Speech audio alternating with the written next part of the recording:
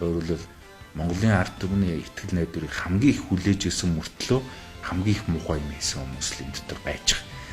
Жишээ нь очрогтгоо байна, багундгаа байна, инквайр байна, ерөнхийлөгч нар тий. Ерөнхий сайд байсан гэх юм бол Мегомбын инколд байна. За одоо Зандавуугийн инколд байна, Санжийн баяр байна, Сүү Батулд байна, Норвей Алтан уяг байна, Хатмаагийн Бат толго байна. За Монгол банкны зол жаргал байна. Тэгээ энэ 10 хүнийг бол би нэрлсэн. Засгийн газар огцруулахад дараагийн сайд болох гэж байгаа хулгайч нар л хоолндоо хүрдэг байхгүй. Тэрнээс шул хизээш Монголын ард түмэн засаг огцроод хоцсон түүх байхгүй. Банк гэрэг нууцаар хийсэн гээд нэрлэгдээд маш өндөр санал аваад ингээд орж ирж байна. Хиний тухай ярьж байгааг үзэгчдээ мэдж байгаа.